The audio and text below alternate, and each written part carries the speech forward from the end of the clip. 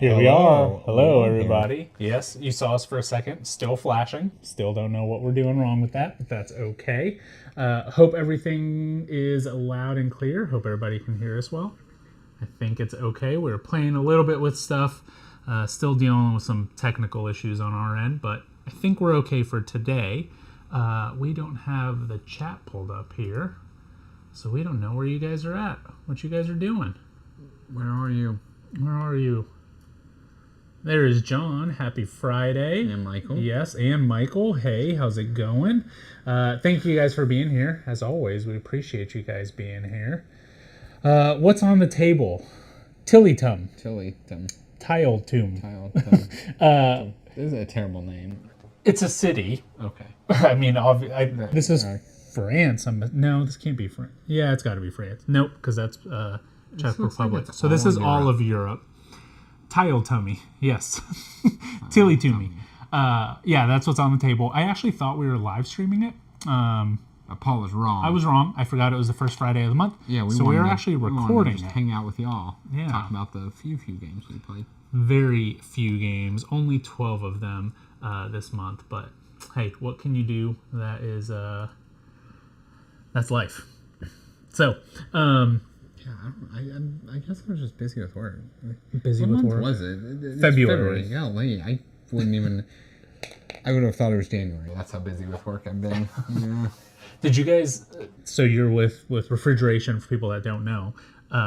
Was this month really busy for y'all? Because I mean, at the beginning we had the snow. No. And then it was like pretty warm. No. My role is exact opposite of how my company is busy. So, summertime is our very busy season, but they don't have time for me, right? Like people aren't calling me. I'm not doing trainings. I'm not pulling people out of their stores, right? So, summertime is my slower time. Okay. So then I'm inverse, right? So when the branches are slow, November to, we'll call it really through March. This is like my busiest time, so it's constant trainings, constant things going on. Because that's when you can actually get the guys. I do legitimately finally have an end in sight. I've been very busy for what feels like a very long time, and I have an end in sight. I've got 3 full weeks of travel, bam, coming up, and then I have nothing until like the end of May, or into May, I should say. So, Mike wants to know how many times you've heard is your refrigerator running. Never. Thank goodness. You'd probably want to quit your job very quickly. We do get asked quite a bit if we sell refrigerators, which we don't. We are not in residential. But we do get asked that quite a bit. And then anytime I ever explain what I do, that's just where people's head go, because that's what people think of when they think of refrigeration. Yeah. Hey, Ian. Hope all is well. Everything is good here. Before we get started, just our kind of monthly plug, and you guys can see it right here. We are going to plug our Ko-Fi, whatever, however you say it. But that is just a way to support us. We do want to thank our people that are already supporting us. John, thank you for supporting us. And so that is just going to go towards new games, hopefully not a new camera, hopefully just the cable is what we need. But just going to help us through there and just help us support that way. So anything is appreciated. If not, that's totally cool too. As long as you guys are here and just chatting it up, that's what we enjoy also. So we got 12 games in, not a ton of games in. Well, I only got 5. We got 12 games between us. So I'm going to be doing a lot of talking today, and we'll go ahead and get started with our first one, and I'll let you talk about this one first. Assyria. So we played it. Did we live stream it, or we recorded it? We recorded it. Yep, we recorded this one. It did come out. Okay, this video has come out. Go check it out. We played this at 2. Got to had played it previously at 3. I think this game is a fine game, and that's where I think this game is going to stand with me. I think this is going to be a game that personally will need to sit on the shelf for a while, because after having played it, I'm going to say 2 times back to back, but really we played November and then February, whatever it was. It was the same game. exact same game, and I do not think there's variability in this game. I think they always will play out the same. So it's one that I don't think it's bad, but it's one that's going to have to just sit, and then you play it every couple years, and that's enough time to forgot the game. Oh, okay, this was cool, but there's not a lot. There's two things to do, and you're gonna do them both, and that is it. Yeah, I got to play this one in January as well at 3 players with a different group. And yeah, it's like you said, it is going to play very similar to all the other games. The only real variability is the different civilizations that you have. And I think there's only 9 of them, maybe 10 with the promo, and there's 6 rounds. So you're going to see a majority of them every single game. You might not see 1 or 2, but the actions that they provide aren't anything that are going to completely change your strategy or the game, because like you said, you're only going up the so offering is one, offering and the worship is another. Yeah, the prestige. I think it's prestige. You're going up 2 tracks, and that's how you're going to score most of the victory points. One thing I will give this game that I thought was pretty good, and it was the turn order still at a 2-player count. The bidding still at 2 players still felt very important. And I think that might be one of the most important parts of the game is that turn order, because that really, I don't want to say determined the game for us at the end, but it really did hurt me at the end, you going first. I decided to go for more resources. I like getting stuff.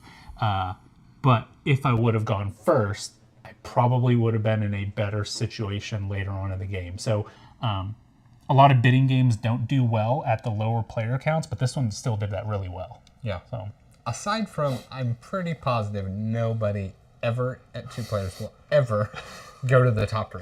Yeah. I'm so confident of that. That's very true. Unless it's like a bunch of 3, right? So it's like 3, 3, 3, right? Maybe. And then you're going to go to the top row. You're right. Maybe. But man, that top row is it's just the ones. Not where you will be losing more points than ever gaining by going early. Yeah. But yes, I do think the bidding was done well at 2. And it's still like, even then, right? I don't think either of us chose the 3 victory point option. So it's still though that decision of like, man, that one's really good. Do I really want to lose 3 victory points for this? Like, it's still a choice that you're going to make in the long run. It's probably not the best choice to take it, but it's still like a decision that you're making. So I thought that was pretty good. So I agree with you. It's never going to be a top tier game, but it's a pretty good one. Cozy Stickerville. Do you know anything about this game? I think I've told you a little bit about it. It's a kid's game, right? It's a family weight game, yes. Ian, I know you've played it. I know that you're very much enjoying it. So this game, I really got it mainly for the fact that I think it's like at a 1.8 weight. It's very family friendly. It's a legacy game that plays over 10 years. And so what you're doing is you are this farmer, or you're the offspring of a farmer. You're the kid of a farmer who died, and he gave you the land. You inherited the land, and you're really just kind of building out this town of your own. So you're going to be putting a lot of stickers down. At the beginning of your turn, you have 2 things you can do on your turn. So the first thing is there's going to be an event. And that event can be new actions on the board, or it can be a choice. So it can be something like, do you feed the rabbits, or do you kick them out? Or do you invite this person into the town, or do you not let them stay? Or this person stole some money, or we think this person stole some money. What do you want to do? So it's just little choices like that. And then you get to do an action on the board. And those actions can be next to different stickers that you've placed. It's a little number, so it's going to be some text that you read, or it can be a card where it's like, build this building out onto the farm. It's a whole bunch of choices that are going to affect your end game, but none of them are going to really affect you in a negative way. Like, there might be some negative things that happen, but you're never going to make a choice that's going to make you lose the game. You're always going to be progressing forward in some way. And I've been able to play this one with Lola, so she's 5.5, she'll be 6 in July. And honestly, it's been a ton of fun just playing it with her. There's been so many days where she's gotten in the car and she's like, Daddy, can we play Stickerville? And I'm like, yeah, for sure. Like, let's go home. I'll get it set up. The game plays within like 30 to 45 minutes, whatever it is. Oh, that's what it is. Okay. But it plays in like 30 to 45 minutes. And it's just so much fun. Like, I'll have her read the events to me and I'll read the events to her. And of course she's doing stuff where it's like, do we keep this bunny or do we kick it out? She's like, keep it. And then it eats all of our plants and vegetables. And she just thinks it's hilarious. And like in my head, I'm like, if you would have picked the other thing, we would have gotten more wood or more fruit or whatever. But it's awesome that it's at that level that she's able to make those decisions and find the story compelling enough to continue going for it. Honestly, I think this has been one of my favorite games so far this year. Very surprising. Maybe it's just more of the experience that I've been having with it. But you're never going to be able to do everything in the game. There's two sides to the board, so you can completely fill out one and then flip it to the other side, but you're still not going to be able to do everything in the game. Maybe that's a bad thing about it because I think it costs like $40 and you only get 2 plays through of it, which I mean is quite a bit, but you know, with each game being 30 to 40 minutes, right? How many plays are for one side of the board? 10 plays. So it's 20 plays, which is pretty good. But I know there's a lot of people that are like, oh, what if I went down this story path or this story path? Like maybe if there was some type of reset something, I don't know. Like I know Charterstone has that. Buy another but copy. even then, you just buy another copy, and I was talking to Ian about it. He was just like, I'm going to buy another copy to solo it or whatever it may be, right? But it's been a ton of fun. It's really good. The story, like I said, it's engaging enough for a 5-year-old, for me, the dad of a 5-year-old. My wife actually stepped in during 1 year and just be like, hey, this is what's happened so far. Take some actions. And she's able to come in and go out. So it's just been a ton of fun. I really like it. It's a legacy game. I've said it before with legacy games, and you've said it also. Rip the cards up, put the stickers on. Like that's part of the game. And honestly, a kind of hidden gem. I'm not super big into cozy games or anything like that, or you know, I enjoy them, but they're not like what I gravitate towards. This one is the perfect definition of cozy and just a game that you can play. So it's been really good. Ian, we can't wait to play the backside. I think I might get a copy at some point. Yep. Reminds me of Kingdom Legacy. Yes, yeah, another terrific one. Although that one I don't think my 5-year-old would understand yet. So hope all is well there, Patrick. Daily weather. Again, this is the Button Shy game that I talked about last month. Not doing it every day, but still doing it at least a couple times a week. And this is just your kind of daily puzzle of you have your 6 cards and you're trying to match up different weather patterns by overlaying cards. You're trying to fulfill different goals, but with different scoring conditions. Every day the condition is different. So, you know, today is, March 6th. So you want to have March and the 6th date available. You want to fulfill Friday's goal, and then still in the winter. So you're still fulfilling the winter goal. You know, here in a couple weeks, we'll go to the summer or to the spring cards. So again, just another fun little daily puzzle that I've been playing and enjoying. I mentioned it last week or last month. It's kind of like my Wordle, my connections, just my puzzle that I've been doing in the morning. So really good one there. Another one, Kinfire Delve.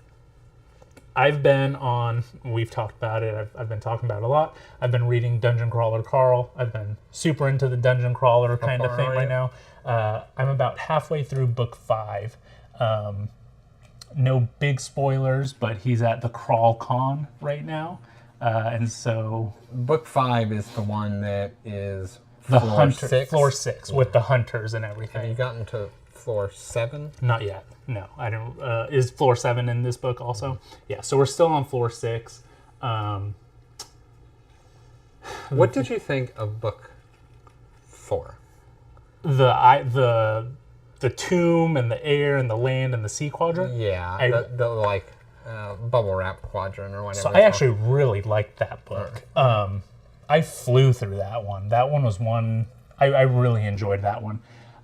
Book 3, The Iron Tangle, with the trains and everything, that one kind of lost me a little bit just because there was so much going on. But book 4, like, it hooked me immediately. The train one I really liked, but I agree. You could not follow at all the different colors and whatnot. But I really liked book 4. Book 4, my problem with book 4 was I thought the premise was super interesting, right? Like the Different land and worlds air and it had this really cool like way that all the things were going to be connected, right? Like you did I can't remember. I think it was like the sea one was the first one that, and then they could go and to that like flooded things or whatnot, right? But then they had that like time skip. And basically, like, you didn't get to explore all of that cool interconnection. It ended up being more about kind of the ending. And I thought the ending was great. The last... With the whole gate and all that stuff. 20% of the book was very good. But I was like, to me, I felt robbed. I was like, oh, this is like... I can definitely it's a really see that. cool... Like, this is going to be cool how all this works together. And then it's like... what's her name? Did it all while they were frozen in time or whatnot. I don't know. That was the only thing about book 4. But I can definitely see I can that. tell you the next 3 books are like the best books like of the series. That's so awesome. 5, 6, and 7. Yeah, I was tonight at gymnastics when I was taking Lola. I was reading my book in there. I was like, oh, and she was about to come out. I was like, I've got one more page till it. But with that being said, so I've been super into this dungeon crawly kind of feel. So I was like, oh, I'm going to get out Campfire Delve. And Pat, he printed me out a 3D insert. So I just randomly selected one of the decks. And then I got one of the bosses. It was Scorn. And then 2 of the people that I actually haven't played together. So I got to see how their cards mix and how they intertwined. And again, this game, I've talked about it a lot. It all depends on what cards you have out, the monsters, the traps, the combat, whatever it may be, and how they interact with each other. So there was one point where it was like, if 3 of this card are present, you immediately lose. And I had 2 of the cards present. And I was like, oh, I got to definitely take care of these. But then another card was like, it adds 2 more, you have to do 2 more damage in order to kill it. So just all of the interconnectedness of it, the fact that you keep on going down into this well until you get to Scorn, it's just a really good one. And then just, having all the different characters and everything and how they play. I forget her name right now, but she's the one that has the ranged weapons and stuff like that. So it was a lot of fun. Really liked Kinfire. John, which one was your favorite, and did you beat any of them? Leviathan Wilds. Earlier this year, I found this one. I've heard about it quite a bit, but I really got into reading more about this one, and it seemed like something that I really enjoy.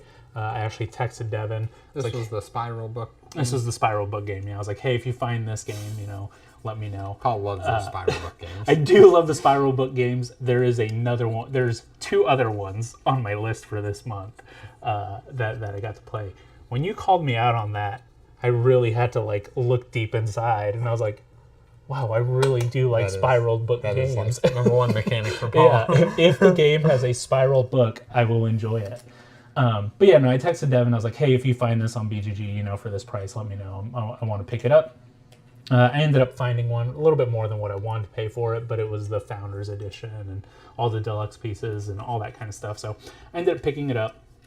And then actually, I got to play the tutorial of it, and it's really cool. It's this game where you are these warriors or whatever you are, and in order to make your deck, you have a class and a race, or maybe not a race, but just something that you can do.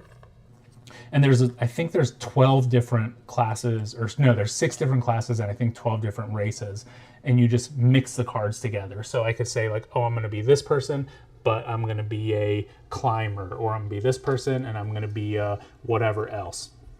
And so you mix those cards together, and then you are going to be climbing up these creatures, trying to clear them of blight and this corruption that they have.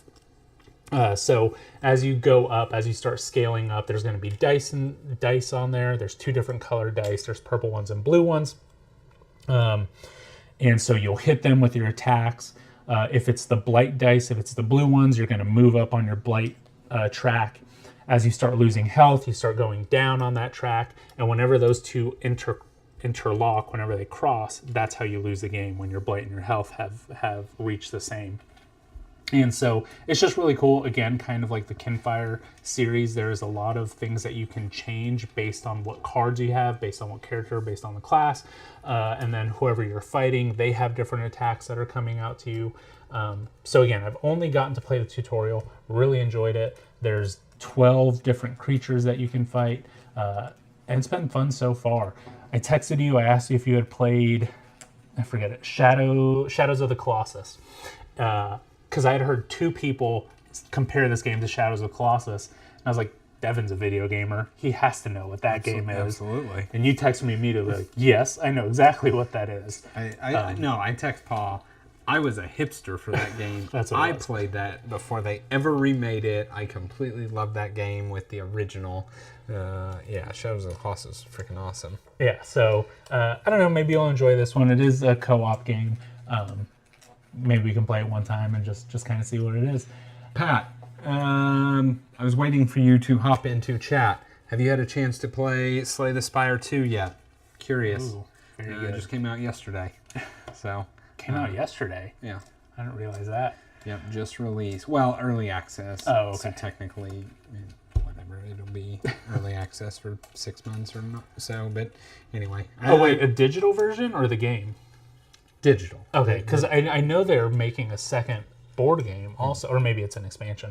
They're doing more content for the board game. Okay. think- I didn't know I that. think so. But, yes, the Maybe it's just the digital one that I thought it was digital board game just came out with a new one. It was announced technically in like 2024, and it was going to be in 2025, and that's just the way video games work. It just came out. John, yeah, it's impossible to win the first time through, but at least you made it to the bottom. That's pretty good. That health, just having 10 health is nothing whenever you're going up against these 25 health bosses. So, all right, Mad Call, Devin, I'll let you start off on this one. Your 2 seconds about this one. This game was not good. This game was so far from good. I did not enjoy anything about this game. It was can you count to 5, right? That was this game. You just pick up whichever pile goes to the attack, and it's 3 spaces away, and this has 3 in it. This game is terrible. Yeah, definitely not the best game. With all that being said, it comes out on Tuesday. Watch that playthrough, even if it's a bad game. But yeah, it's I think it's a cool idea, right? Like battling Mancala. I think that's a cool idea with asymmetric abilities. But you're absolutely right. Like there's not much that you can do with that besides I'm going to pick up this pile and attack you and heal 1. Your abilities weren't the best. I had some abilities that were okay that let me remove shards from you, let me gain health, let me get more cards. But either way, you and I think we're 1 or 2 health points away from each other. Yeah, so it really didn't make that much of a difference. Before we even started, you were like, I'm not using my ability. There's no point in it. You did end up using it. I can't remember what it was. It was resetting the board, basically. But yeah, it was just like, And so, yeah, Pat, it is very basic. It's still going to be in my collection. I'm going to try it with Lola. I feel like that's one of those. This should be in the kids game section, right? Unfortunately, I think the theme of it will make it where it's probably got a 11 plus age, unfortunately. But this should legitimately just be a kids game. Right? Yeah. Like it should be for kids that are learning how to count and, I'm doing 2 damage, right? And you and you just remove the asymmetric abilities as they get older. You can start adding those in. But I don't even know that you need them, right? Like, what did they really do? Right? Yeah, you don't even need them. This is very much a kid's game. That's exactly what it is, Pat. It's just a Mancala battler. Yeah. It's the same as Dice Throne, right? You're just going back and forth, just battling back and forth.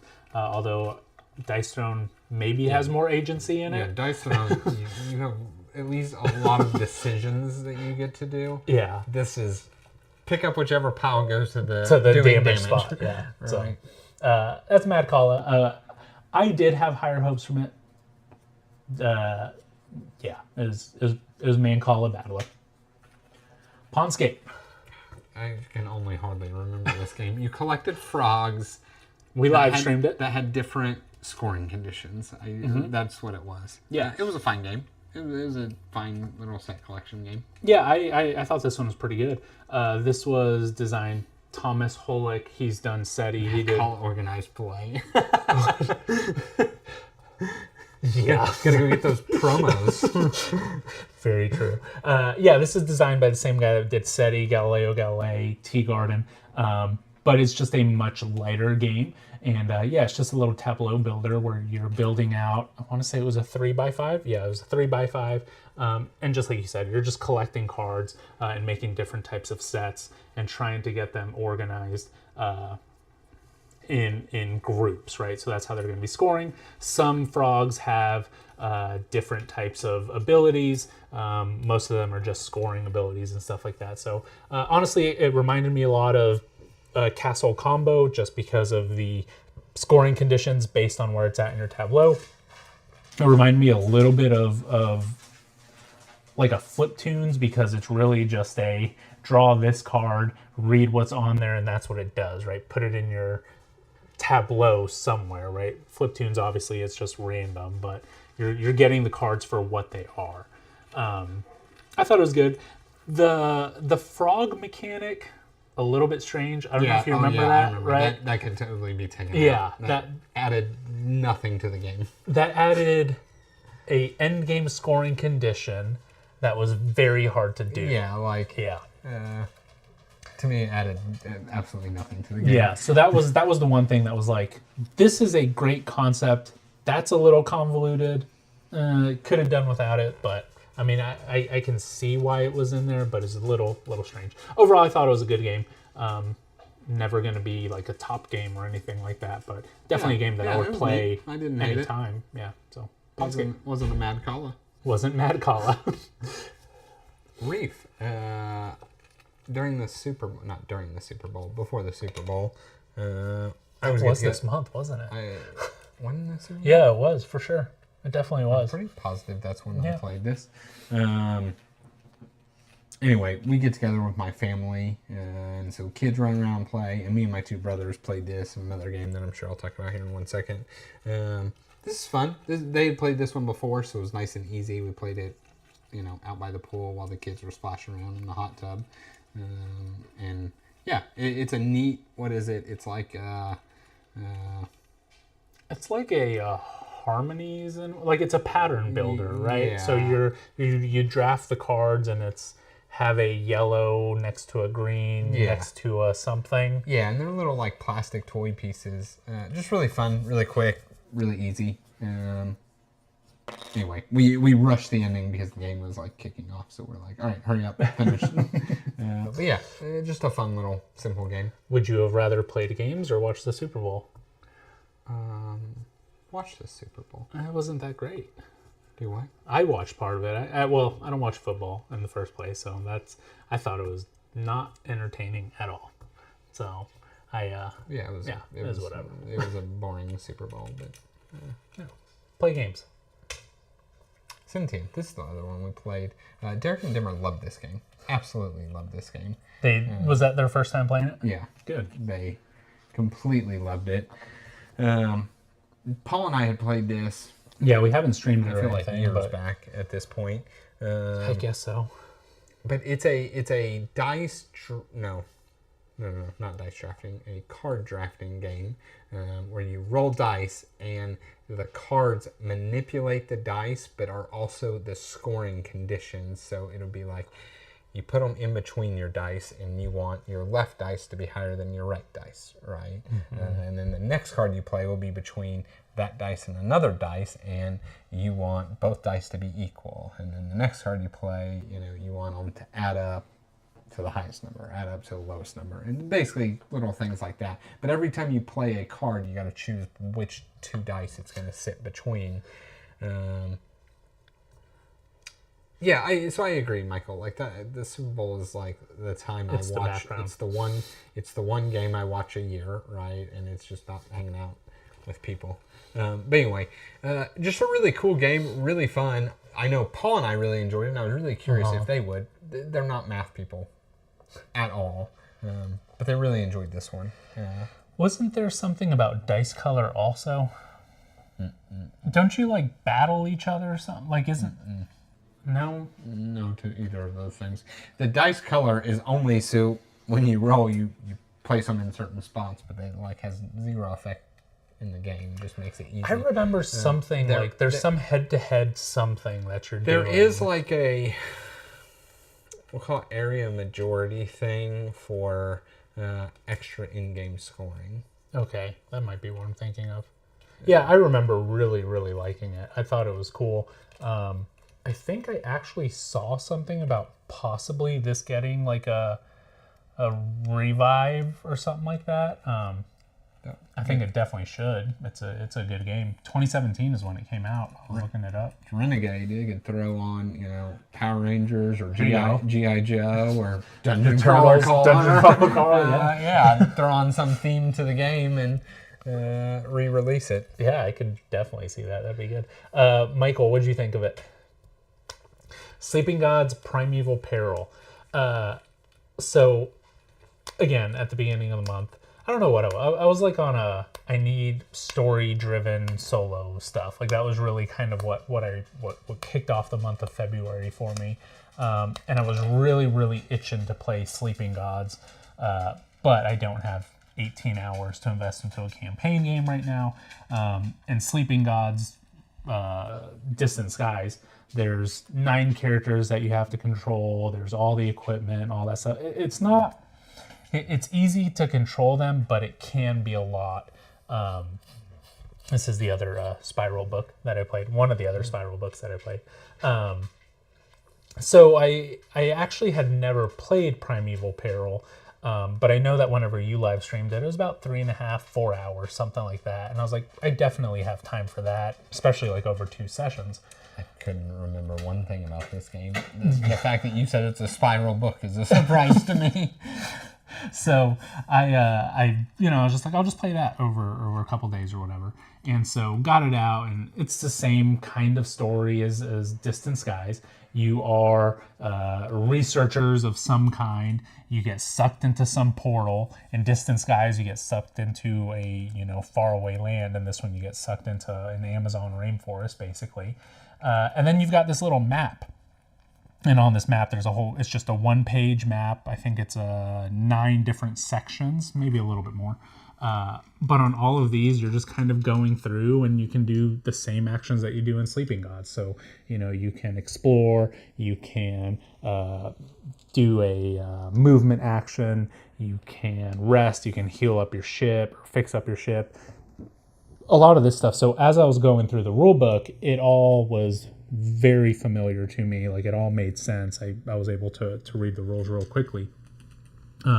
This one you control 5 characters still, but these characters you can actually upgrade. So you flip them over once you've collected enough. I think it's called Blood Flowers. You flip it over, and it was just really cool. It was good. It gave me that story that I wanted. I played it over 2 sessions. Each session was about an hour 45 or so, and it was just really easy to come back to. It was good. I really liked it. It gave me that hit of dopamine that I wanted without having to play an 18-hour campaign. I got to do it in 4 hours. There was a lot of the map that I still didn't go towards, that I didn't explore, so it lets me go back to it a second time and do some of those other actions.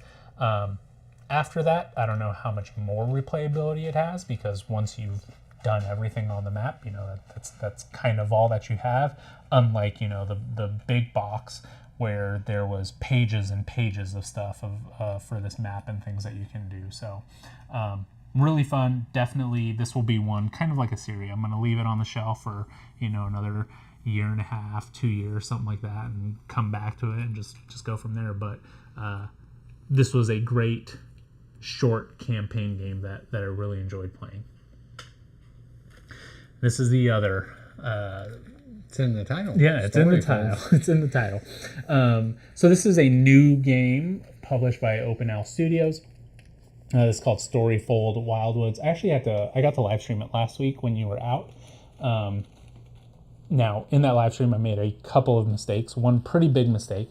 So if you go back and watch that, whenever you stun a creature, you're supposed to move them to the end of the river. So that way they're not coming right up on you. It would have made my game much easier if I was doing that. So at least I cheated in a way that made it harder for me. But in this game, you are this little girl, Luma, and she lives on a riverbank. Is that a bear? And so she has a little pet bear kind of thing. Yeah, it's not little. The name is Broomy, I think. Anyway, so she's got this pet bear, but the forest, these woods have been corrupted, and the spirits of the animals are now kind of turning on her. So her goal is to go out there and heal these animals, and just kind of go through that story with them. So the game, I said this during the live stream, probably misspoke a little bit, but it does have a rule book. It's a 4-page rule book. And it has everything in a very condensed, written down form, because the game, it teaches you how to play the game through a tutorial. So on your first playthrough, there's a deck of cards, and that's where all the rules are, where it's okay, now do this, and this is how this action works, and do this, and this is how this action works. The tutorial is fantastic. It was great. It really taught how to play that game. Going through the rule book then later was a little bit difficult, because I didn't know where stuff was at, because I didn't learn the game through the rule book. I learned it through that tutorial. So that's where I missed, the stunning and all that kind of stuff. I really enjoyed it. I thought it was great. I did not succeed in the first chapter, the chapter that I live streamed. I think a lot of that is because when I was stunning the creatures, I wasn't sending them back. So I do want to play it again, just so that I can play it the correct way and get the full story from there. I have heard from a couple people though, or read from a couple people on the forums and stuff like that, that it is a pretty difficult game. And just kind of based on what you see on the cover, a lot of people were surprised at how difficult it was. That it's not just kind of an easy game to play. How it plays is you have this little storybook, and then you have 4 action cards, and it has the Arc Nova mechanic of the cards sliding, and as they slide they get stronger. So really it's just a whole bunch of skill checks. So if you want to heal an animal, there's a 3, 4, 5, and 6 area. So in order to, if the heal card is on the 3, you have to roll at least a 3 in order to get a success. If it's on the 6, you have to roll a 6 in order to get a success. And they're a 8-sided die.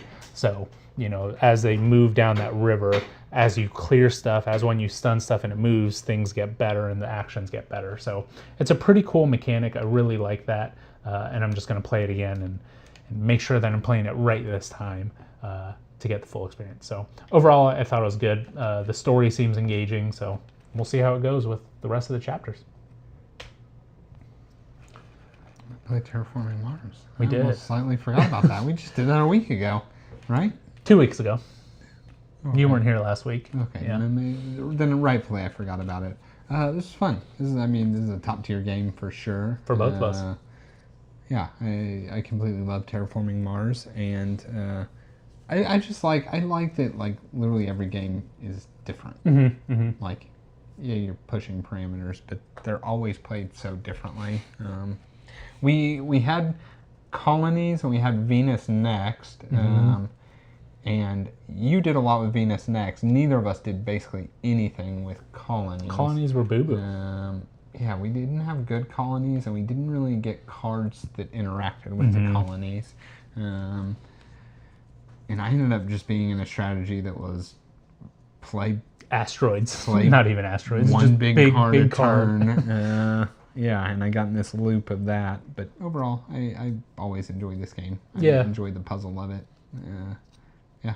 It was a lot of fun. Like you said, this is definitely a top game for both of us. Has been for a while. That was actually the first time that I got to play colonies. One thing that we talked about, maybe on stream, maybe off stream, I don't remember, but colonies alone adds, I want to say 50 cards to the deck. Venus Next adds probably another 50, if not more, cards to the deck. And then the original starting deck has got to be at least like 100 cards, right? So the deck of cards is going to get diluted quite a bit. I feel like whenever we would just play the base game, you and I could kind of depend on specific cards. It was like, oh, I know that, this card is going to be coming out, and if it comes out, I'm going to draft it because it's going to fit perfectly in here.